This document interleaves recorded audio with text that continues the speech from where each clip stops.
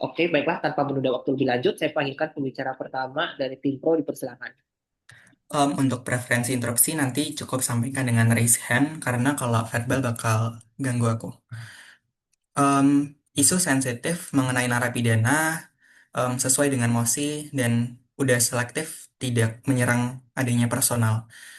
Pidato akan saya mulai dalam 3, 2, 1. Beberapa kontekstualisasi penting dalam debat ini. Satu, serta bentuk insentif ini adalah mekanismenya, sesuatu yang sangat opsional dan bisa diadaptasi oleh perusahaan yang memang membutuhkan pendanaan dalam perusahaan mereka.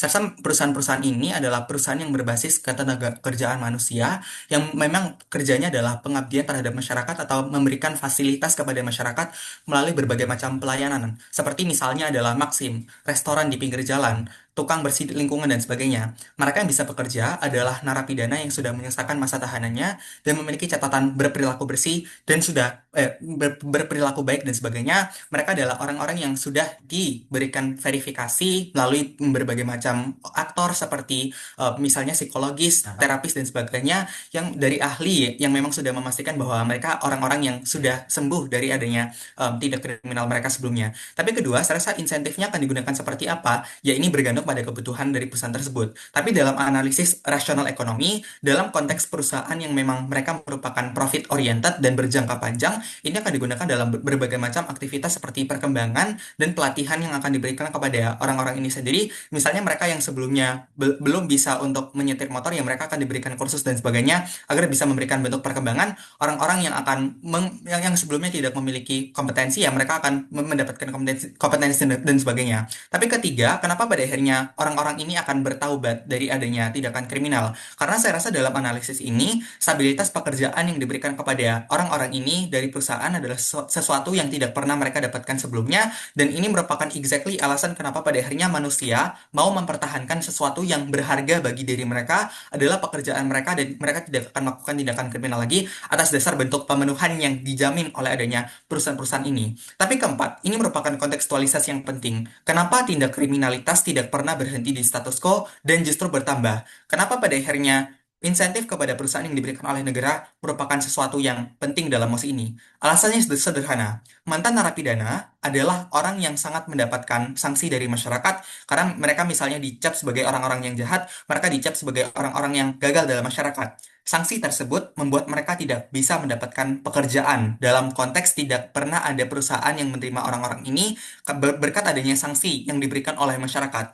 Dan hal tersebut membuat mereka mengalami kesulitan ekonomi, dan ini menghalangi bagaimana pada akhirnya mereka memenuhi biaya seperti biaya hidup dan sebagainya, yang justru ketika kesulitan ekonomi ini membuat mereka melakukan tindakan kriminal lagi sebagai residivis, dan mereka kembali lagi kepada penjara karena mereka melakukan tindakan kriminal, merampok dan sebagainya untuk memenuhi kehidupan mereka. Apa yang membuat ini sangat memprihatinkan? Karena satu, dunia sangat tidak adil karena mereka sudah di penjara bertahun-tahun, bahkan belasan tahun. Ada banyak ketertinggalan yang dialami oleh narapidana, baik itu dari segi pendidikan, informasi, skill, dan banyak hal lainnya. Sedangkan ketika mereka sudah keluar, mereka diboykot, mereka tidak mendapatkan pekerjaan dan sebagainya, kemudian mereka terpaksa untuk menjadi residivis dan menjadi melakukan tindakan kriminal lagi yang juga merugikan kepada masyarakat dan sebagainya. Makanya kita sangat membutuhkan urgensi untuk kenapa pada akhirnya memberikan pekerjaan bagi mereka. Tapi pertanyaannya, kenapa pemerintah mau untuk memberikan insentif kepada perusahaan? Karena beberapa hal. Satu, karena selama ini APBN negara banyak keluar untuk melakukan sesuatu untuk mendanai sesuatu yang sangat kontraproduktif terhadap pertumbuhan perekonomian dari negara itu sendiri. Di mana ada biaya yaitu liabilitas untuk membayar penjara, memberikan makan 3 kali sehari, melakukan pembiayaan rehabilitas terhadap adanya narapidana, perawatan fasilitas dan sebagainya, dan residivis orang yang kembali kepada penjara adalah orang yang membuat anggaran ini semakin membengkak dan kontraproduktif dari anggaran APBN ini semakin menjalar. Makanya pemerintah mau untuk melakukan hal ini, memberikan insentif kepada perusahaan itu sendiri. Tapi kedua, dari segi prinsip kewajiban moral dari adanya prinsip kenapa negara itu hadir, saya rasa ini merupakan bentuk retribusi dan kompensasi yang diberikan oleh pemerintah kepada masyarakatnya karena selama ini mereka gagal untuk memberikan preventif kepada masyarakat hingga beberapa dari mereka terpaksa untuk menjadi narapidana.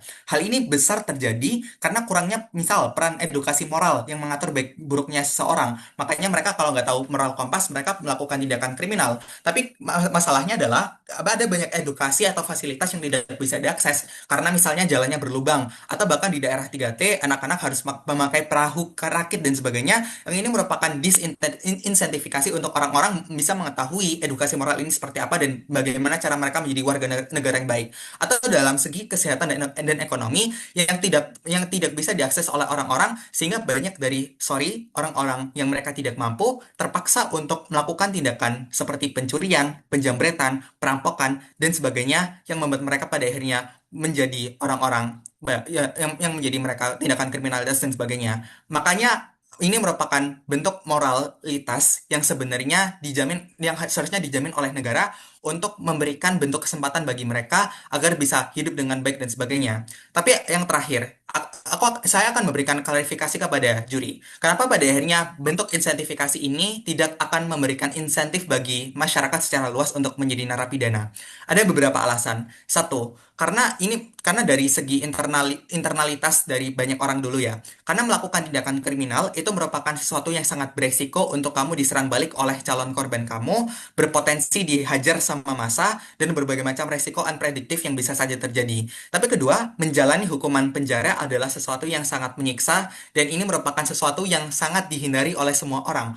Bahkan ada banyak waktu yang harus kamu buang, seperempat dalam kehidupan kamu terbuang sia-sia di dalam sel penjara, dan ini merupakan sesuatu yang tidak diinginkan oleh orang-orang. Makanya apa? Ketika kualifikasi ini hadir, ketika insentif ini hadir, maka orang-orang di status quo akan berlomba-lomba untuk meningkatkan kualifikasi mereka agar mereka tidak setara dengan narapidana. Mereka akan menempuh pendidikan yang lebih tinggi dan sebagainya, dan akan banyak muncul narasi-narasi di status quo bahwa ya pendidikan ini merupakan sesuatu yang sangat penting, dan ini justru memberikan insentif kepada banyak masyarakat agar ya banyak masalah kultural yang misalnya orang malas belajar jadi rajin belajar karena misalnya mereka ingin meningkatkan kualifikasi mereka agar mereka tetap bisa terseleksi dalam perusahaan ya atas dasar hal tersebut. Tapi saya rasa tim kontra juga tidak bisa jump in ke dalam topik bahwa perusahaan akan tiba-tiba collapse karena mereka menerima adanya ex narapidana yang tidak berkompeten, karena saya rasa ini akan disesuaikan dengan job mereka masing-masing. Misalnya mereka bakal jadi tukang sapu dan sebagainya yang menyesuaikan dengan kapabilitas dari adanya narapidana ini sendiri, dan ya at least orang-orang bisa mendapatkan insentif atau alasan kenapa pada akhirnya mereka harus menempuh pendidikan yang lebih tinggi dan lebih bersemangat lagi. Atas dasar hal tersebut, bangga menjadi sisi tim Poro. Ya, terima kasih. Selanjutnya pembicara pertama kontra. Apakah suara aku audible? Ya, Untuk preferensi POI bisa langsung raise hand aja, tolong jangan spam. Akan memulai pidato saya dalam 3, 2, 1. Sanggahan akan terintegrasi langsung ke dalam argumen saya. Mosi ini adalah mosi Dewan ini akan, sehingga pada akhirnya tim kontra akan menang ketika kita harus membuktikan dua hal. Satu, mengapa pada akhirnya mekanisme ini nggak akan berhasil dilakukan, ataupun dua, mengapa pun jika itu berhasil akan buruk juga hasil status quo dan kenapa secara komparatif sisi kita lebih baik. Beberapa kontekstualisasi. Satu, saya rasa kita semua akan setuju kalau lapangan pekerjaan status quo itu sangat terbatas. Sementara angka pengangguran tinggi atau bahkan di tengah era kapitalisme yang ya persaingannya sangat ketat dan lain sebagainya. Artinya jika satu pun kursi diberikan kepada ex narapidana karena insentif, padahal secara kualifikasi mereka itu setara, itu berarti akan ada satu kursi yang secara nggak adil didapatkan. Tapi dua, lapangan pekerjaan apa sih yang diperebutkan di MOS ini? Sektor swasta. Artinya gimana sih masyarakat melihat sektor swasta ini sebelumnya? Mereka melihat sektor swasta sebagai suatu pekerjaan yang aman dan objektif. Beda sama sektor pekerjaan dari CPNS misalnya yang sering dianggap berisi orang dalam. Sektor swasta dilihat sebagai suatu sektor yang aman bagi mereka untuk mengadu skill mereka untuk bisa mendapatkan pekerjaan yang layak. Tapi tiga, gimana pemerintah bantu ex narapidana di status quo? Saya rasa emang kurang karena narapidana buktinya kesulitan terintegrasi ulang ke masyarakat, makanya kita debatin ini buat nyelesain. Apa mekanisasi dari kontra? Kita akan bantu rehabilitasi dan reintegrasi ex napi, tapi kami setuju kalau reintegrasi adalah tanggung jawab penuh negara pemerintah. Artinya ini bukan tanggung jawab yang bisa dilemparkan ke sektor swasta atau dibebankan pada pundak pelamar kerja biasa yang taat hukum dan lain sebagainya. Bentuknya seperti apa? Satu, kayak contohnya kamu dikasih pendidikan selama kamu di lapas, kayak pengajaran soft skill untuk membantu kamu ketika kamu keluar dari lapas. Atau dua, bisa aja kita menyalurkan mereka secara langsung ke proyek-proyek milik BUMN, kayak contohnya sektor infrastruktur dan kebersihan kota atau proyek-proyek milik pemerintah yang dimulai dari nol. Atau tiga, agenda sosialisasi. Kita akan ngasih pemahaman ke masyarakat kalau ex-napi itu udah ngejalani seluruh masa hukumannya dan udah diberi pembekalan supaya mereka bisa berfungsi dengan baik di masyarakat. Sehingga pada akhirnya proses integrasi ulang masyarakat di kita akan sepenuhnya ada di tangan pemerintah. Tapi masuk ke argumentasi saya, satu, kenapa ini juga nggak akan bisa melindungi aktor rentan? Beberapa karakterisasi. Satu, ex narapidana. Aku rasa dua sisi konsensus kalau mereka di sini adalah aktor rentan karena mereka terasingkan dari masyarakat, mereka dibayang-bayangin omongan kalau mereka penjahat, kriminal dan sebagainya yang mempersulit proses integrasi ulang mereka ke masyarakat bahkan ketika mereka udah selesai masa hukumannya. Tapi dua, siapa pelamar dengan kualifikasi setara yang akan tersingkir ini? Mereka bukanlah orang kaya atau elit, mereka adalah kelas pekerja, fresh graduate atau tulang punggung keluarga yang udah berdarah-darah mempertahankan diri mereka untuk nggak jatuh ke jurang kriminalitas meskipun mereka hidupnya susah. Atau tiga, aku rasa kita penting juga untuk mengkontekstualisasi kalau perusahaan swasta itu bukan lembaga amal, motivasi tunggal mereka adalah efisiensi dan keuntungan finansial. Mereka nggak peduli pada moralitas atau pemulihan mental ex-napi ini. Tapi kenapa ini menjadi masalah? Masalah adalah kebijakan memberikan insentif, kayak contohnya potongan pajak, atau misalkan pemudahan perizinan dan sebagainya, akan sangat bermasalah karena itu akan mengabaikan akar penyebabnya dari bagaimana perusahaan swasta bekerja. Perusahaan swasta pada dasarnya adalah entitas kapitalis. Motivasi utama mereka adalah mendapatkan profit terbesar dengan efisiensi yang maksimal. Karena sifat inilah ketika pemerintah mengumumkan, oh kita akan memberikan insentif uang atau pajak ke perusahaan yang mau menerima ex-napi secara aktif, perusahaan akan melihatnya sebagai celah untuk melakukan keuntungan. Gimana ini akan terlihat? Pentret akan satu, akan terjadi perekrutan ex-napi secara massal. Perusahaan akan menggunakan alibi, oh kualifikasinya akan sama sebagai tameng untuk menyingkirkan pelamar biasa yang taat hukum semata-mata demi mereka dianggap pemerintah sebagai perusahaan yang aktif merekrut ex-napi hanya demi mendapatkan uang subsidi dari negara. Apa dampaknya? Hal ini menciptakan gesekan horizontal sosial yang fatal. Warga biasa yang sedang kesusahan ekonomi pada misalnya akan marah karena merasa lowongan pekerjaan mereka direnggut. Alih-alih terintegrasi, ex-napi di sini justru mendapat hukuman sosial yang baru. Yang terjadi adalah gimana masyarakat akan semakin mudah untuk memusuhi dan menstigma ex narapidana sebagai parasit karena mereka udah ya mencuri lapangan pekerjaan mereka. Makanya di kita gak mau untuk memaksakan mereka dimasuk ke sektor swasta dengan embel-embel insentif. Oposisi hadir dengan proses penyelesaian yang jauh lebih masuk akal. Kita berikan bekal yang nyata, kita latih mereka dengan sertifikasi dan lain sebagainya. Kenapa masyarakat gak bakal marah kalau misalkan ya pemerintah akan membantu narapidana di sisi kita untuk berintegrasi? Satu, saya rasa semua masyarakat juga paham kalau itu adalah hak pemerintah. Ketika pemerintah kasih sektor buat mereka bekerja misalnya, ya nggak apa-apa. Contohnya apa? Kalau dapur MBG itu dibangun dari awal terus dibuat rekrut ex-napi, saya rasa masyarakat juga ngerasa nggak masalah karena sedari awal dia rilis, dari awal dia lahir udah dikasih tahu kalau bakal ada slot khusus buat ex narapidana. Bedanya apa? Dua. Tapi bedanya kalau pemerintah mendorong perusahaan yang udah puluhan tahun eksis misalnya, yang udah lama banget jadi suatu perusahaan yang objektif menerima seseorang hanya dengan kualifikasi mana yang jauh lebih baik, ini pada akhirnya akan terlihat bagaimana pemerintah mencoba membuat perusahaan ini semakin mendukung atau memihak kepada narapidana. Makanya apa dampaknya ada status quo? Sedangkan di kita, ex narapidana tetap mendapatkan pemulihan ekonomi dan bisa mandiri. Tetapi mereka nggak lagi dimusuhi oleh masyarakat. Kenapa? Karena jalur pekerjaan mereka, jalur reintegrasi ulang mereka sama sekali nggak merenggut lahan atau mengorbankan hak pelamar biasa. Artinya di sisi kita, justru keharmonisian sosial tercapai tanpa adanya merasa dikhianati oleh negara. Tapi A2, kenapa di sisi kita penerimaan terhadap ex narapidana itu lebih baik? Di sisi kita, penyelesaiannya sangat jelas dan nggak merusak lapangan kerja swasta. Negara memberikan bekal nyata dan sebagainya. Namun nggak berhenti di situ, negara juga akan secara aktif melakukan sosialisasi dan kampanye edukasi kepada masyarakat luas untuk menemukan empati dan memastikan ex narapidana itu nggak dialienisasi oleh lingkungan sosial mereka. Kenapa sosialisasi ini akan sangat sukses di sisi oposisi? Karena di dunia kita, ex narapidana nggak jadi ancaman ekonomi bagi warga kelas menengah biasa. Ketika masyarakat melihat ex narapidana membuka usaha begal sendiri misalnya, atau misalnya masuk ke proyek pemerintah untuk jadi pegawai konstruksi dan sebagainya, pada akhirnya masyarakat gak merasa dirugikan karena mereka tahu mereka pada akhirnya diterima ya dengan cara yang adil. Tidak ada hak pelamar hukum yang direbut. Kondisi yang damai inilah yang membuat pintu hati masyarakat terbuka untuk menerima sosialisasi dari negara dan berempati pada perjuangan eks narapidana. Sehingga pada akhirnya di sisi kita, integrasi yang terjadi sangat organik. Ini eksklusif di sisi kami.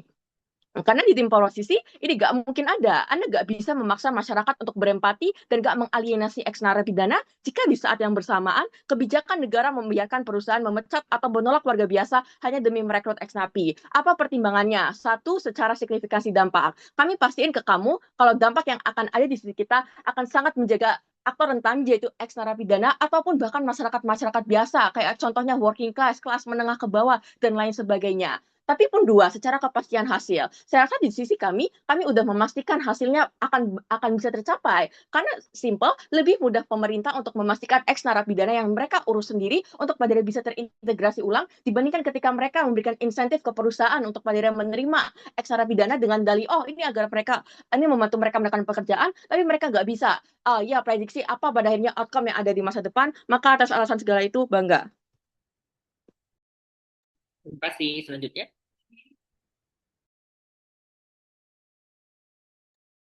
Oke, Kak, apakah suara aku jelas?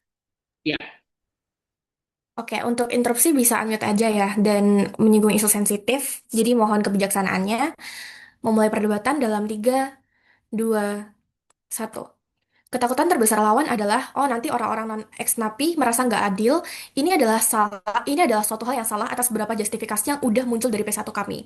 Ini akan ada di isu saya, tapi intinya sebetulnya orang-orang ex napi itu orang-orang yang bukan merupakan ex napi itu sudah memiliki kapital yang lebih. Buktinya apa? Mereka tidak perlu dipenjara selama puluhan tahun. Selama puluhan dan belasan tahun yang digunakan untuk penjara itu, mereka kemudian bisa gunakan untuk membangun portofolio mereka, membangun skill set mereka, atau bahkan mereka memiliki penerimaan masyarakat yang jauh-jauh lebih baik, sehingga ketika mereka melamar pekerjaan, mereka masih memiliki kesempatan untuk diterima. Sedangkan ex-napi tidak memiliki semua itu. Sudah mereka waktunya disita, mereka bahkan didiskriminasi oleh perusahaan-perusahaan karena mereka dianggap aib bagi perusahaan, karena mereka dianggap sebagai pembawa sial dan sebagainya. Ini yang tidak pernah mereka jelaskan, sudah secara kultural terjadi. Tapi mari kita bahas tentang counter mekanisme mereka. Ini adalah bagian yang paling problematik, karena mereka mau mensosialisasikan bahwa ex-napi adalah aktor yang aman dan sebagainya, mengintegrasikan secara organik dan sebagainya. Ini lagu lama karena ya udah dilakuin secara puluhan tahun. Tapi bukti bahwa stigmatisasi di masyarakat masih sangat kuat. Bahkan hampir semua perusahaan di status quo saat ini sekarang ini kemudian ya menjalankan mekanisme diskriminasi kepada ex-napi, itu membuktikan bahwa masyarakat itu masih sangat mendiskriminasi ex-napi. Napi yang kemudian menjadi ya ancaman bagi mereka. Tapi di sisi lain, ini juga terjadi karena 3 hal. Pertama, ini sudah sistemis dan juga terjadi secara kultural karena semua perusahaan selama berpuluh-puluh tahun itu melakukan hal yang sama. Tapi yang kedua, sosialisasi udah nggak relevan karena masyarakat itu tidak merasakan dampak langsung dari sosialisasi tersebut. Mereka nggak merasakan urgensi kenapa mereka harus melakukan penerimaan terhadap misalkan ex-napi dan sebagainya. Mereka terus-terusan melakukan diskriminasi. Tapi yang ketiga, pun terlepas dari penerimaan masyarakat, nggak pernah ada masyarakat ataupun perusahaan yang sadar kalau ex-napi itu udah tertinggal selama puluhan tahun, belasan tahun dan sebagainya.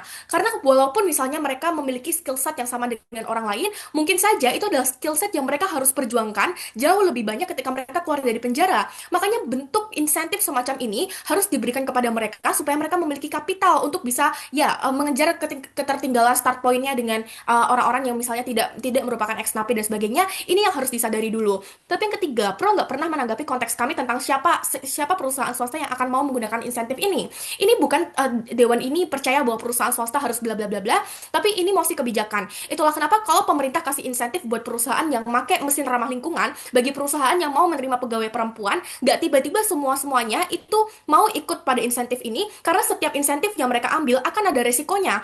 Makanya kami mau kasih konteks bahwa perusahaan yang likely untuk mengambil resiko mempekerjaan ex-napi, padahal mereka tahu mereka akan diboykot, mereka akan diomongi sama masyarakat, adalah perusahaan yang memang peduli pada isu-isu sosial dan kemasyarakatan. Mereka sadar tentang betapa rentannya ex-napi ini pada akhirnya, sehingga mereka layak untuk menerima insentif semacam ini. Saya akan jelaskan di isu saya pentingnya itu apa. mereka. Tapi kenapa kemudian perusahaan swasta yang besar-besar itu, atau kenapa semua perusahaan swasta nggak akan tiba-tiba menerima ex napi aja? Saya rasa ada perusahaan-perusahaan yang tidak mau mengambil resiko yang sama, tapi di sisi lain masih ada ruang bagi orang-orang yang bukan merupakan ex napi karena mereka memiliki relasi yang baik, memiliki tetangga yang masih percaya kepada mereka, sehingga mereka akan jauh lebih mudah mendapatkan pekerjaan dan sebagainya.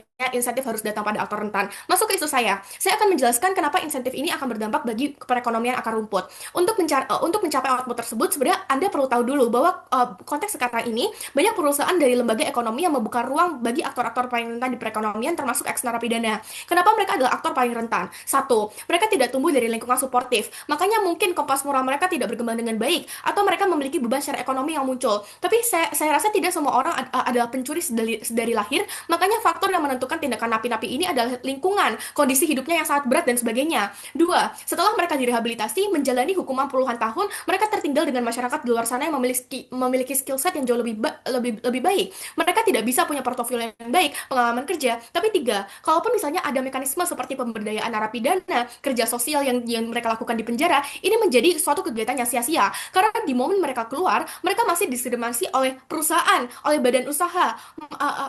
Walaupun mereka sudah berusaha keras misalkan untuk meningkatkan skillnya. Atas semua konteks ini sebetulnya yang menjadi permasalahan di sini adalah penerimaan masyarakat pada ex-napi sebagai tenaga kerja. Makanya sekarang banyak lembaga dan badan usaha yang membuka ruang bagi mereka. Misal seperti apa? Ada LPK atau koperasi atau kafe yang kemudian hanya memberi ruang bagi narapidana, bagi ex narapidana ini. Tapi sayangnya badan usaha kecil semacam ini itu sangat rentan di status quo karena tidak pernah ada insentif dari pemerintah maupun masyarakat untuk mendanai mereka, padahal risiko mereka sangat besar. Ini terjadi karena belum ada penerimaan masyarakat yang baik bagi ex napi. Bahkan investor-investor itu jauh lebih pilih untuk danai yayasan panti asuhan. Ini menjadi problematik karena bentuk bantuan kemasyarakatan tidak inklusif. Anda bisa lihat gimana banyak yayasan panti asuhan yang justru memperkaya dirinya melalui dana investor. Padahal di sisi lain ada banyak kelompok masyarakat yang membutuhkan insentif termasuk ex narapidana. Makanya yang saya coba jelaskan adalah yang pertama, perusahaan yang memberi peluang pada ex napi harus diberi insentif, tapi yang kedua, penerimaan masyarakat harus muncul supaya pemerintah tidak bergerak sendiri. Saya akan buktikan itu. Perusahaan yang mempekerjakan ex napi itu mengambil risiko yang sangat besar karena penerimaan masyarakat belum ada. Dampaknya perusahaan ini akan sulit untuk beroperasi karena ada skeptisme dari pegawai yang bukan ex napi, misalkan backlash dari konsumen yang memboikot produk mereka misalkan. Ini buruk karena perusahaan-perusahaan semacam ini cenderung tidak punya backingan dana yang cukup dari investor. Maka insentif ini hadir untuk memberikan kapital kepada perusahaan supaya mereka bisa beroperasi dengan baik meskipun resiko-resiko tadi hadir. Misal seperti apa? Dana ini bisa mereka gunakan untuk mengembangkan kualitas produk dan layanan mereka, pemasaran, pitching pada bisnis dan juga masyarakat. Outputnya apa? Satu, ini meringankan beban perusahaan sehingga operasional mereka jauh lebih lancar. Dua, ini ciptakan roda ekonomi dalam ekosistem yang paling membutuhkan. Misal sekarang ex napi bisa digaji dengan layak, mereka bahkan bisa memenuhi kebutuhan dasarnya, dan kapital ini bisa mereka gunakan untuk modal bersosialisasi di masyarakat supaya mereka menjadi masyarakat yang kemudian berfungsi dengan normal. Tapi yang ketiga, karena adanya pembuktian bahwa ex napi juga memiliki daya guna karena mereka bisa bekerja, bentuk penerimaan masyarakat pada aktor-aktor rentan akan meningkat, sehingga diskriminasi yang selama ini menekan mereka akan jauh lebih berkurang di sisi kami. Ini adalah hal yang valid karena mereka adalah individu yang sudah lama melalui proses rehabilitasi, tapi sehingga mereka layak untuk diterima. Tapi yang keempat, saya rasa insentif semacam ini juga merupakan kampanye simbolik bahwa ex napi merupakan aktor yang rentan dan harus ditolong oleh pemerintah. Maka respon yang akan muncul dari publik adalah pertanyaan, kenapa insentif ini urgent dan sebagainya. Maka pada media sosial, tempat di mana masyarakat berdiskursus pada kebijakan sosial, isu-isu tentang ex napi itu akan kemudian ya banyak dibahas di sini. Walaupun pada poin ini oposisi bisa masuk dan bilang, oh ya nanti akan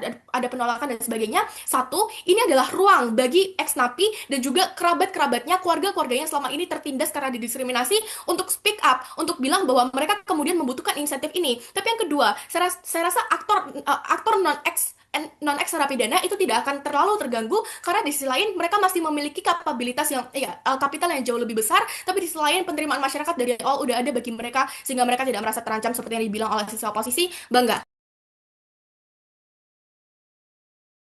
Ya, selanjutnya pembicara kedua tim kontra. Oke, cek apakah suaraku terdengar. Ya, terdengar. Mohon maaf kalau ada isu sensitif, hanya untuk kepentingan debat saja. Mulai pidato dalam 3, 2, 1. Beberapa respon untuk kasus yang dibawakan proposisi. Pertama, klaim mereka bahwa non-ex napi punya kapital yang lebih untuk membangun portofolio sejak awal, sehingga mereka yang paling punya kapasitas kapasitas dan napi yang paling nggak punya kapasitas. Ini salah karena orang yang kami bicarakan adalah orang yang menengah ke bawah yang pada akhirnya waktu mereka aja itu udah habis untuk misalnya mencari sesuap nasi dan sebagainya, sehingga pada akhirnya kesempatan-kesempatan untuk bisa meraih peluang karir yang lebih tinggi itu menjadi sulit tercapai pada akhirnya karena masalah struktural seperti kesulitan mencari pekerjaan itu belum juga selesai di sisi mereka. Sekalipun orangnya mampu secara ekonomi misalnya, tetapi karena pada akhirnya kuotanya itu diberikan secara lebih banyak karena memprioritaskan di sini artinya diberikan secara lebih banyak pada akhirnya sehingga kuota yang diberikan oleh perusahaan-perusahaan ini juga berkurang untuk orang-orang yang sebenarnya bisa untuk mencapai karir tersebut sehingga pada akhirnya mereka tidak bisa untuk mencapai karir tersebut juga. Eh, Sangat lain akan terintegrasi dalam argumen saya. Tapi masuk ke isu saya tentang beban pemerintah. Kenapa beban pemerintah akan semakin besar ketika mengambil kebijakan ini? Kami rasa kita perlu pahami konteksnya dulu, pahami bahwa masalah yang ingin diselesaikan pemerintah bukan cuma masalah napi yang misalnya kurang diterima dan nggak dapat pekerjaan dan sebagainya, tetapi juga masalah misalnya pengangguran yang sangat masif. Kamu bukan napi aja, kamu masih nggak punya pekerjaan yang layak dan sebagainya. Inilah masalah yang sebenarnya juga perlu dikonsentrasikan oleh pemerintah itu sendiri. Masalahnya, kalau perusahaan dikasih insentif lebih, mereka akan mencoba untuk mendapatkan insentif itu dengan cara merekrut ex napi secara besar-besaran, menyingkirkan masyarakat normal yang juga lagi mencari pekerjaan. Gini, sekalipun sama-sama kompeten, karakteristik perusahaan yang profit oriented ngebuat mereka terdorong untuk raih lebih banyak insentif.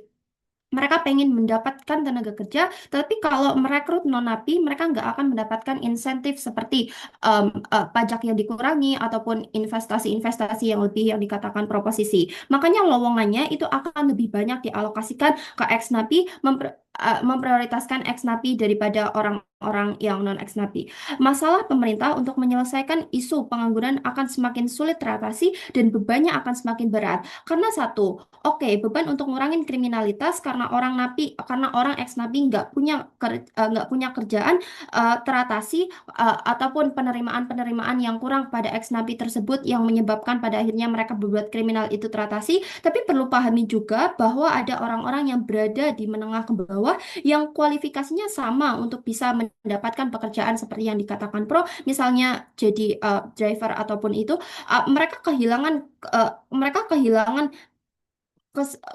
untuk masuk ke kesempatan untuk masuk perusahaan karena sekarang perusahaan memprioritaskan ex narapidana.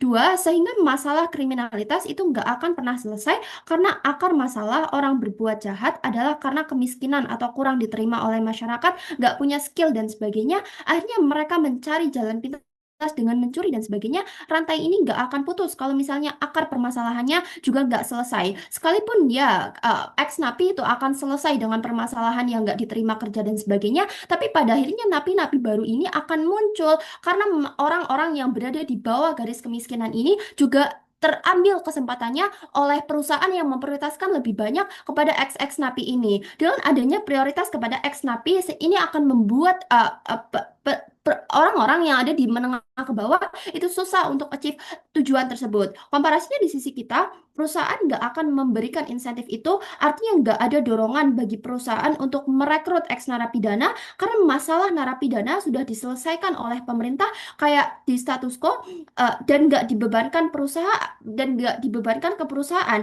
Artinya orang-orang dengan kualifikasi dan kemampuan yang sama akan bisa lebih mungkin menjadi pekerja karena kuotanya nggak habis untuk ex narapidana dengan alasan dapat insentif yang keuntungannya nggak sebesar itu juga sebenarnya. Karena gini, insentif yang diberikan pemerintah, kami rasa kita perlu pertanyakan bagaimana kemampuan pemerintah untuk bisa menandai insentif yang sebesar itu ke perusahaan-perusahaan yang banyak pada akhirnya. Oke, kalau negaranya mampu, tapi kalau negaranya nggak mampu, pada akhirnya insentif yang diberikan juga nggak sebesar itu, keuntungan yang mereka dapatkan nggak sebesar itu, makanya ya lebih buruk juga. Di sisi lawan pemerintah udah tambah beban ngasih subsidi, tapi angka kriminalitas dan kemiskinan belum selesai juga. Orang-orang ini butuh insentif, kayak misalnya subsidi juga, bantuan juga, dan sebagainya. Makanya bebannya justru akan bertambah karena pemerintah ngasih bantuan untuk orang-orang menengah ke bawah, mereka juga diberikan mereka juga diberikan beban untuk bisa ngasih bantuan ke perusahaan-perusahaan ini, artinya probabilitas pemerintah untuk menyelesaikan masalah itu semakin susah pada akhirnya. Sekalipun nggak ada jaminan tanpa ada kuota, tapi orang-orang akan masuk ke perusahaan, tapi setidaknya pemerintah akan concern terhadap penyelesaian masalah kemiskinan yang eksis di status quo,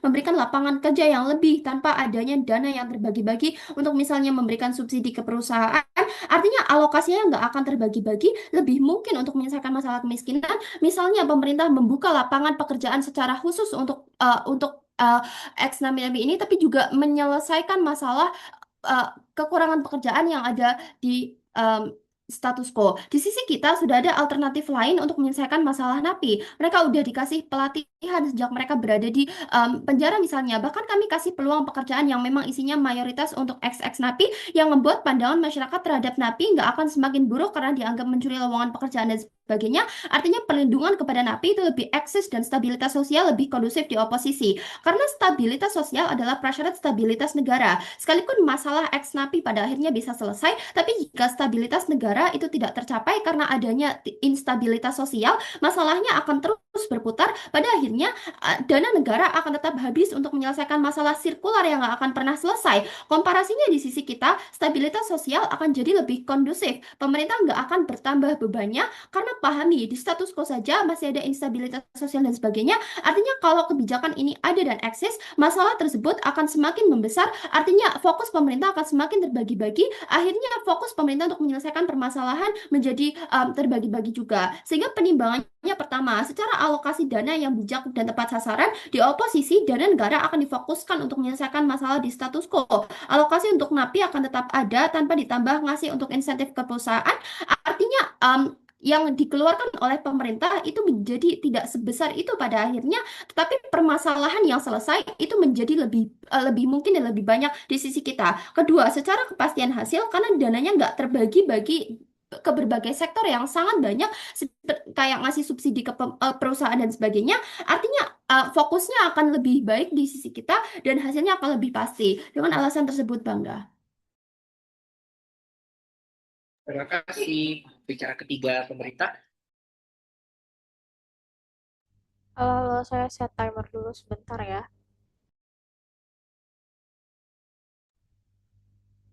Untuk interupsi, di raise hand saja, tidak spam. Ini mungkin sangat sensitif karena membahas tentang ekonomi dan sebagainya. 3, 2, 1. 1. Respon dulu. Pertama, kontra hadir dengan stance yang jelas. Mereka bilang bahwa, kasus kita itu akan merenggut ketidakadilan, ya akan merenggut keadilan bagi para pekerja biasa yang tidak melakukan kriminal selama ini. Makanya bentuk penolakan di masyarakat itu akan tereduksi ketika pakai cara oposisi. Tapi oke, kalau juri mau beli mekanisme mereka, saya akan jelaskan kenapa justru ini akan jauh lebih buruk. Pertama, mereka mau untuk membuat adanya bentuk reorganisir, di mana akan ada bentuk segmentasi-segmentasi terhadap ya pasar pekerja dan sebagainya. Satu, saya pikir kalau pada akhirnya output yang diinginkan sama oposisi adalah kurangnya rasa iri terhadap para ex-napi yang diterima dalam pekerja formal, saya pikir justru ini akan jadi semakin buruk. Kenapa? Karena para ex-napi itu hanya akan bersaing dengan mungkin 100.000 pekerja atau ya 100.000 calon pekerja dari sesama ex-napi. Tapi lihat, para para pelamar-pelamar yang tidak berasal dari narapidana ini, itu jumlahnya justru sangat banyak. Artinya apa? Kompetisi yang lahir itu justru lebih besar di sisi non-ex-napi.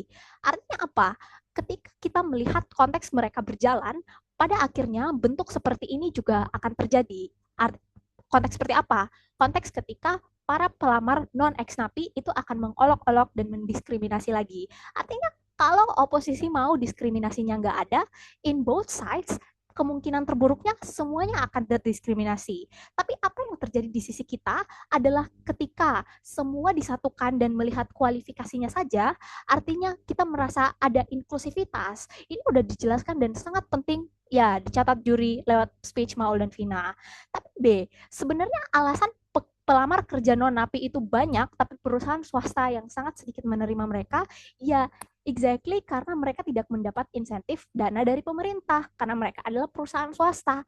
Artinya, justru di sisi kita, ini prosesnya akan jauh lebih baik berjalan, karena insentif datang dari pemerintah kepada perusahaan-perusahaan swasta, mereka menerima ya rekrutmen narapidana dan sebagainya, sehingga mereka bisa mendapatkan engagement lebih untuk bisa menerima para pelamar-pelamar ini lebih banyak. Outputnya apa di sisi kita?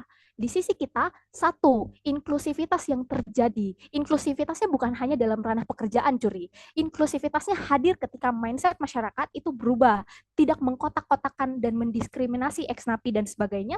Tapi yang kedua, bentuk inklusivitasnya menjadi hadir bahwa kita bekerja melihat kualifikasi, bukan melihat latar belakang kamu, apakah kamu narapidana dan sebagainya. Karena ini ironi, banyak kriminal itu terjadi karena ketidakmampuan mereka untuk memenuhi kebutuhan hidup mereka dan sebagainya. Ya, saya akan jelaskan nanti. Tapi dua, saya pikir perusahaan itu juga nggak akan tiba-tiba membuat bentuk perekrutan formalitas dan sebagainya kayak P1 mereka bilang. Karena resikonya sangat besar. Penolakan di masyarakat. Ya, kalau mereka mau menerima ex-napi tapi mereka nggak sesuai kualifikasinya, artinya produktivitas dari pekerjanya juga akan rendah. Profit yang dikejar sama perusahaan juga akan tereduksi. Artinya bentuk penyeleksiannya juga akan objektif di sisi kita. Tapi B, Vina juga udah ngejelasin kalau perusahaan-perusahaan ini sangat rentan karena mereka nggak punya investor banyak. Artinya ini menyelamatkan para perusahaan-perusahaan kecil, ya perusahaan-perusahaan yang menggunakan value untuk menyelamatkan para ex-napi, makanya di sisi kita udah respon ini. Dua lapisan. Pertentangan yang pertama sebenarnya menjelaskan dan ya membuktikan apakah sebenarnya ini akan efektif untuk penekanan residivisme kriminal atau tidak. Saya pikir di sisi kontra, bentuk-bentuk penolakan ex narapidana dalam pekerja formal itu akan menjadi sangat masif. Lihat di status quo ketika banyak perekrutan yang melihat catatan kriminal kamu, sehingga kamu itu akan langsung ditolak mentah-mentah tanpa melihat kualifikasi kamu hanya karena nomor satu adalah track record kriminal kamu. Saya pikir ini menjadi ironi, karena kamu melakukan tindak kriminal di masa lampau karena kamu tidak mampu untuk memenuhi keinginan kamu. Sehingga yang terlintas dalam kepala kamu adalah untuk mencuri. Saya pikir ironinya adalah karena yang seharusnya bertanggung jawab adalah negara di mana mereka tinggal untuk memberikan di mana mereka tinggal itu harusnya memberikan bentuk kesejahteraan, penghidupan yang layak, hak hidup terhadap bentuk pendidikan. Karena exactly orang-orang marginal yang melakukan kriminalitas ini lahir sebenarnya dari kurangnya kepedulian, kesadaran, pemikiran untuk melihat adanya kesempatan lain. Simply karena pendidikan yang mereka dapatkan itu tidak layak. Kalau oposisi bilang bahwa orang-orang yang ada di dunia mereka, pelamar-pelamar biasa itu juga tidak mampu-mampu amat, kita bilang orang-orang yang mendapatkan pilihan terakhir mereka melakukan kriminal itu jauh lebih terpuruk dibandingkan mereka. C, konteks yang sangat penting adalah di status quo, bentuk penjara yang pada akhirnya hadir itu juga bukan memberikan hukuman saja. Ada rehabilitas, ada pemberdayaan. Exactly kayak yang oposisi juga bilang. Ada bentuk rehabilitasi spiritual, berikan khotbah setiap minggu, kitab suci, dan sebagainya. Soft skill, memberikan advokasi melalui pembelajaran sosialisasi, bahkan ada terapis atau psikolog yang membantu kamu pada akhirnya. Sayangnya, efektivitas ini tidak bisa terjadi karena di sisi oposisi, bentuk diskriminasinya itu masih ada. Makanya di sisi kita mau memberikan insentif dari pemerintah kepada perusahaan sebagai pihak yang bisa menerima pekerja ini. Ini kemudian menjadi sangat penting, karena kalau para pekerja ini kemudian tidak mendapatkan bentuk pekerjaan lagi, ya mereka akan rentan untuk melakukan kriminal ini lagi. Tapi ya saya sudah jelaskan juga kenapa kasus mereka itu nggak bisa jalan. Tapi lapisan kedua, saya akan jelaskan kenapa kemudian bentuk seperti ini bukan hanya akan menyelamatkan kehidupan para ex narapidana, tapi juga kepada perusahaan-perusahaan kecil yang berada di ujung tanduk mereka yang sangat rentan, tapi juga kepada pemerintah yang sebagai pemegang fiat untuk memberikan insentif ini. Satu, kontrak menjelaskan bahwa fokus utama perusahaan itu untuk keuntungan, bukan moralitas. Exactly karena mereka butuh keuntungan, mereka butuh adanya suntikan dana. Perusahaan-perusahaan yang punya value untuk membuat inklusivitas terhadap sosial misalnya dan sebagainya, memberdayakan para ex-napi dan sebagainya, saya pikir adalah aktor-aktor yang sangat rentan. Karena masyarakat sangat menolak mereka, artinya perlu adalah support, perlu ada bentuk backingan dari pemerintah misalnya untuk bisa tetap memberdayakan mereka. Kenapa ini penting bagi pemerintah? Satu, pemerintah butuh pajak terhadap ya saya pikir pajak-pajak perusahaan kemudian menjadi hal yang sangat penting kepada pemerintah. Tapi dua hal yang sangat penting juga adalah kita perlu lihat konteks yang udah dijelasin sama Maul, yaitu tentang anggaran APBN yang sangat banyak sekali dikeluarkan terhadap bentuk-bentuk program kerja yang sebenarnya kontraproduktif terhadap masyarakat, yaitu narapidana bangga. Baik, selanjutnya. Apakah suaraku terdengar? Ya, terdengar. Ya, bentar, izin set timer. Oke, pidato akan saya mulai dalam 3, 2, 1. Dua klarifikasi penting untuk membuka debat kali ini. 1, ketika mereka mengatakan kalau ketakutan terbesar kita tentang orang-orang yang pada akhirnya merasa nggak adil itu nggak akan valid, tapi gini aku jelasin kenapa itu pada akhirnya akan sangat valid dan argumen kami itu masih berdiri. 1, orang-orang ketika mereka mengatakan orang-orang punya akses yang sama, uang dan lain sebagainya, itu sangat jahat. Karena 1, mereka terlalu mengeneralisir kalau orang-orang yang di luar penjara pada akhirnya punya hak yang sama untuk mendapat pendidikan, mendapat waktu dan lain sebagainya, tapi mereka nggak pernah lihat dan mereka juga nggak pernah cari tabel ke kasus kita, kalau ada orang-orang yang menengah ke bawah, bahkan mereka susah mendapat makan dan lain sebagainya, sedangkan sebagai narapidana, kamu itu pada akhirnya lebih diuntungkan, karena lihat di dalam napi kamu punya pelatihan kerja, kamu dijamin makanya 24/7 dan lain sebagainya, dibandingkan dengan orang-orang menengah ke bawah itu, ya pada akhirnya ketika kamu kerja, kamu pada akhirnya diasingkan karena dia cuma napi dan lain sebagainya, itu tambah nggak adil. Itu yang kami takutkan dari tadi dan mereka nggak pernah mencapai sampai di tahap itu.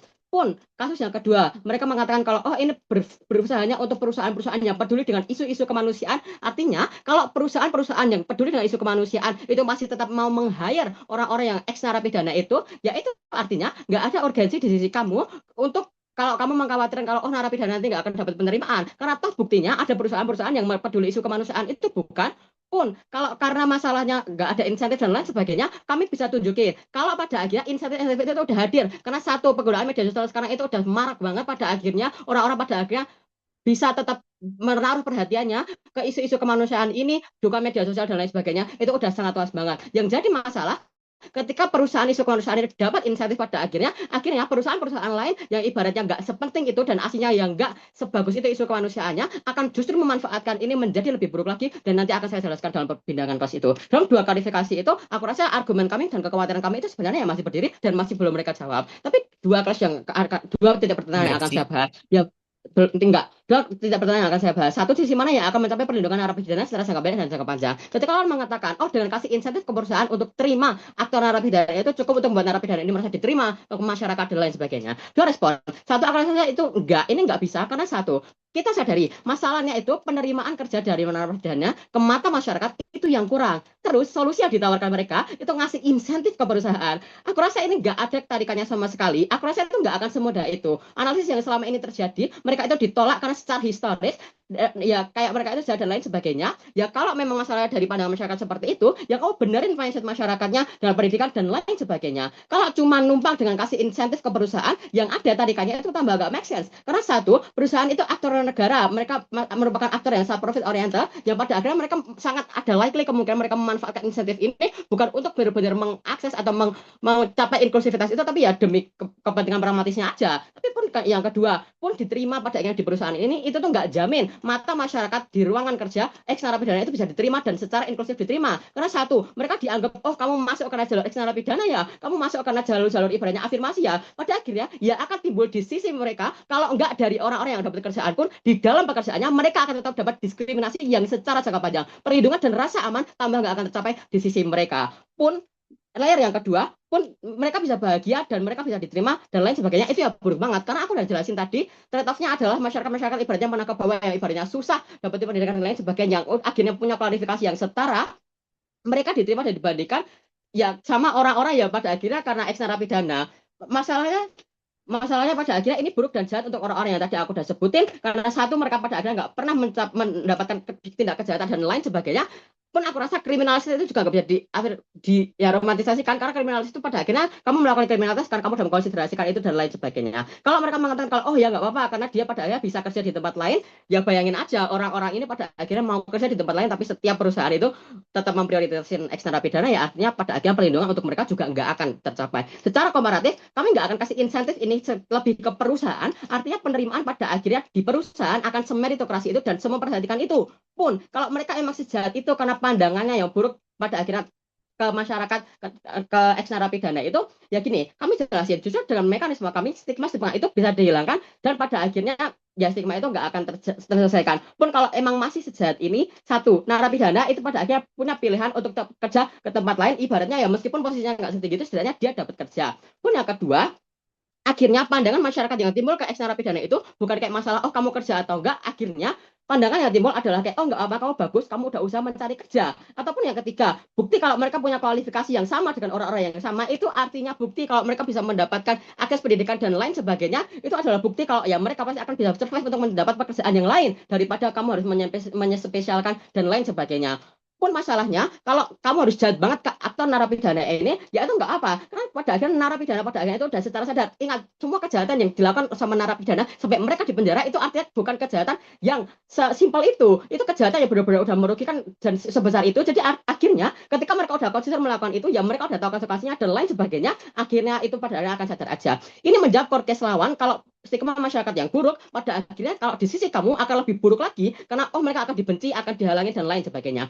Pun kalau itu pada akhirnya ditarik lagi secara jangka panjang atau secara ekstrimnya lagi, ini akan menciptakan optik ke masyarakat kalau oh narapidana aja bisa jadi, padahal pada akhirnya ya aku nggak usah mencari pekerjaan, aku nggak usah mencari modal yang sebesar itu. Atau masalahnya kalau eks narapidana itu mudah, akan kayak ya kamu jahat akan lebih diprioritaskan. Mari kita imbang secara aktor rentan. Prasyarat kalau kamu mau nggak ada kejahatan, ya kamu lindungi, kamu kasih keadilan, nggak usah kasih kespesialan itu, karena satu pada akhirnya akan menimbulkan pandangan yang buruk ke masyarakat, ataupun dua pun dari perkembangan narapidana itu akan terhambat karena mereka setelah keluarga akan lebih berusaha lagi, tapi mereka cuma menggantungkan kayak oh kan pemerintah udah ngasih insentif ke aku, ya pasti aku akan diterima dan lain sebagainya. Pengembangan narapidana setelah mereka keluarga akan tercapai juga di sisi kamu. Pun secara irreversibilitas perubahan kami berani trade off. Kalau dampak buruk kami itu nggak apa-apa, kan setidaknya kamu nggak bisa kerja, tapi masalahnya kamu masih bisa dapat kesempatan di tempat lain. Sedangkan di sisi lawan, base case-nya kamu bisa kerja, tapi kamu dianggap buruk dan lain sebagainya. Tapi kelas yang kedua tentang pandangan masyarakat secara makro dan beban pemerintah. Ketika mereka mengatakan kalau oh ini sesuai dengan beban pemerintah, ya itu enggak, karena pada akhirnya satu ini akan mengkaburin tanggung jawab asli pemerintah. Pemerintah akan merasa oh aku cukup ngasih uang aja, ini nggak nyelesain masalah akarnya. Kalau ternyata mereka itu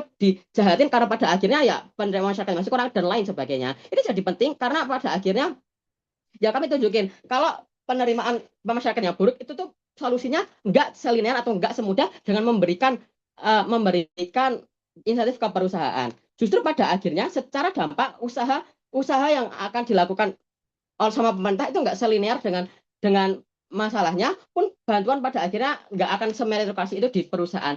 Secara penimbangan, secara dampak pada akhirnya kami sudah nunjukin kalau secara signifikansi dampak perusahaan-perusahaan akan lebih meritokrasi di sisi kami. Insentif perkembangan dari aktor rentan itu akan ada ya Bangka.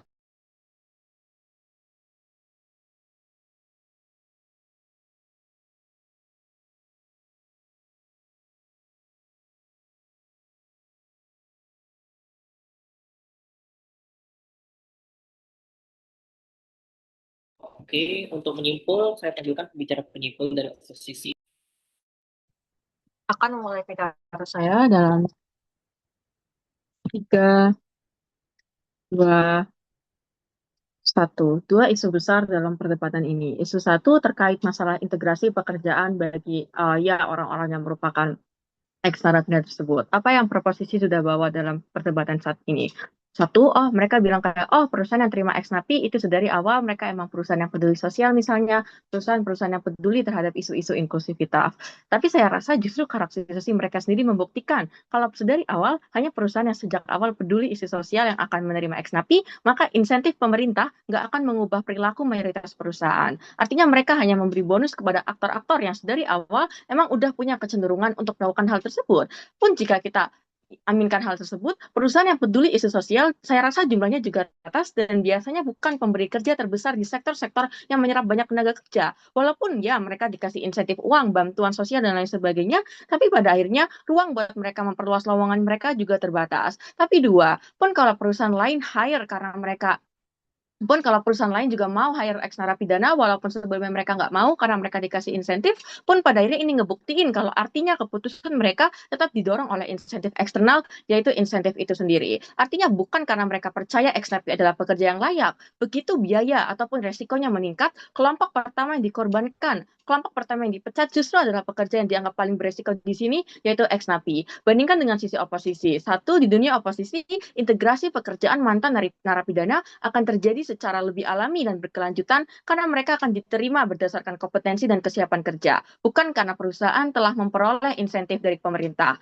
Akibatnya rekan kerja, atasan, atau bahkan masyarakat akan memandang mereka sebagai pekerja yang memang layak berada di posisi tersebut, bukan sebagai individu yang mendapatkan tiket atau perlakuan khusus. Setidaknya hal ini akan membangun kepercayaan, mengurangi stigma di lingkungan kerja, serta membuka peluang yang lebih besar untuk bertahan dan berkembang dalam karir mereka. Sebaliknya, integrasi yang lahir dari penerimaan yang didasarkan pada meritokrasi akan menciptakan rasa memiliki dan penerimaan sosial yang jauh lebih kuat, sehingga reintegrasi mantan narapidana nggak akan berhenti pada sekedar memperoleh pekerjaan, tetapi benar-benar kembali menjadi bagian dari masyarakat.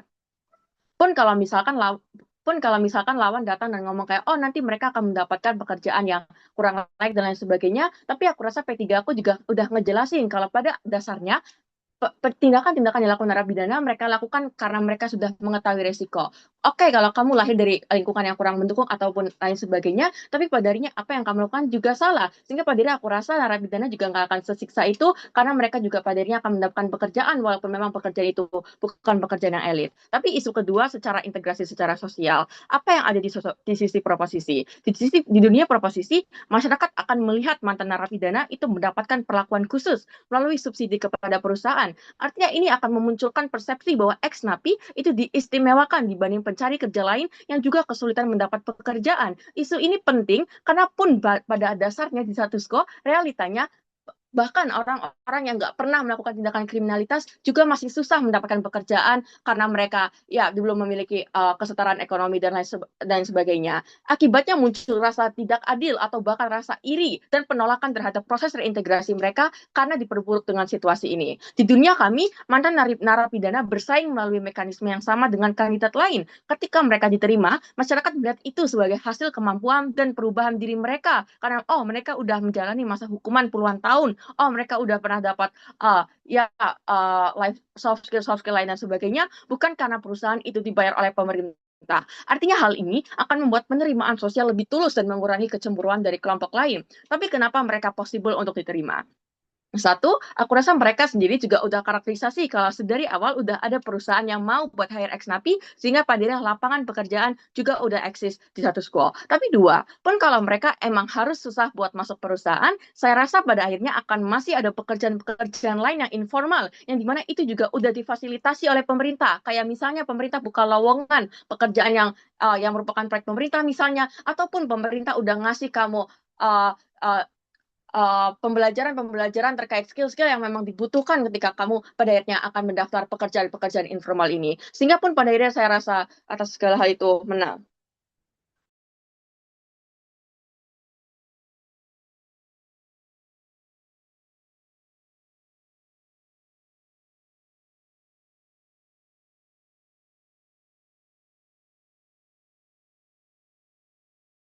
Oke, selanjutnya. Oke, Kak, apakah suaranya jelas? Iya. Oke, untuk mengakhiri debat ini, memulai reply dalam 3, 2, satu. Ada beberapa respon pendahuluan. Satu, saya mau point out di depan bahwa oposisi kontradiktif. Tadinya mereka setuju ex-napi itu harus diintegrasikan ke masyarakat dan difungsikan, tapi di akhir-akhir mereka malah mendemonisasi ex-napi sebagai orang yang memang layak mendapatkan ganjaran. Mereka layak untuk menganggur, tidak diintegrasikan lagi, dan tidak usah mendapatkan pekerjaan. Jadi saya mempertanyakan ini. Yang kedua, prasyarat mekanisme organik oposisi itu bisa berhasil adalah ketika menjelaskan bahwa masyarakat sudah progresif, penerimaan masyarakat sudah ada, perusahaan itu sudah aware pada isu ini, masalahnya tidak ada yang bisa menjamin bayangin kenapa orang-orang tiba-tiba akan mau menerima ketika insentifnya itu nggak ada. Makanya kalau mereka tanya kenapa kok bentuknya harus insentif fresh money, misalkan subsidi kepada perusahaan, ya karena ini adalah langkah yang paling signifikan untuk menggerakkan masyarakat dan perusahaan. Oposisi nggak punya ini, makanya kepastian hasil mereka nggak muncul. Tapi yang ketiga, kalau mereka bilang bahwa, oh nanti BLT, insentif masyarakat akan berkurang karena subsidi perusahaannya meningkat, saya rasa insentif ke perusahaan itu juga berakhirnya kepada gaji pegawai dan masyarakat. Alasan kenapa masyarakat menganggur adalah karena perusahaannya itu nggak punya subsidi, nggak bisa ekspansi, makanya mereka melakukan layoff, mereka nggak bisa membuka lowongan pekerjaan baru. Makanya kami memberikan kapital supaya perusahaan itu bisa ekspansi, supaya lowongannya itu tambah banyak. Maka di momen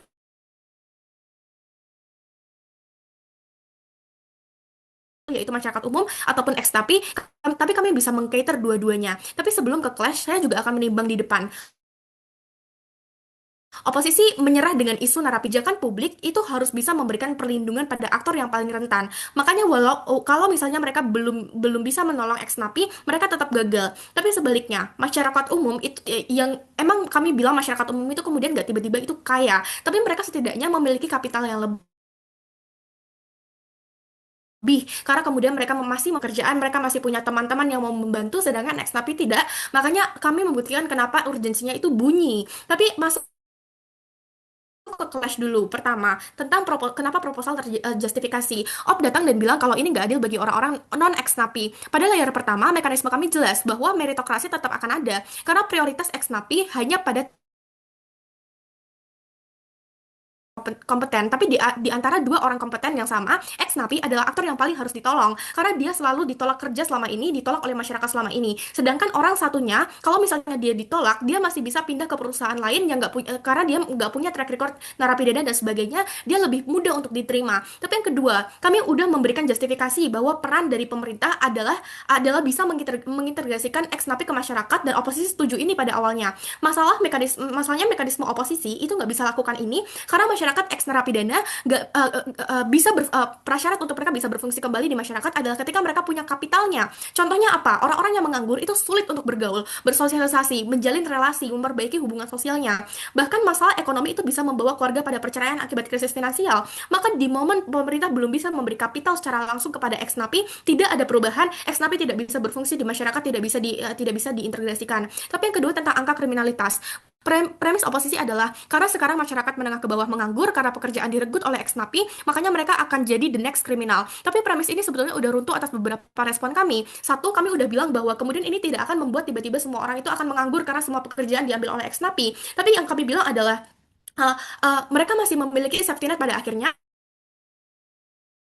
Tapi yang kedua, bentuk ekspansi perusahaan akan membuka lowongan-lowongan baru bagi orang-orang yang kemudian bukan ex napi juga pada akhirnya. Tapi yang ketiga, ini berpengaruh pada isu direspon, makanya tetap berdiri. Kami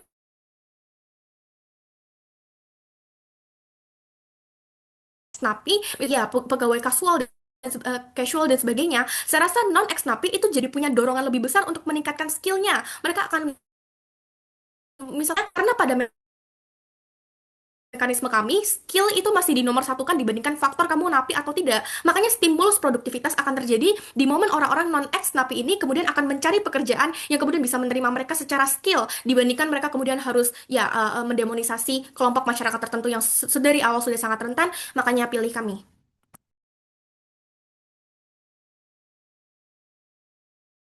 Oke, selanjutnya. Oke, sebentar ya.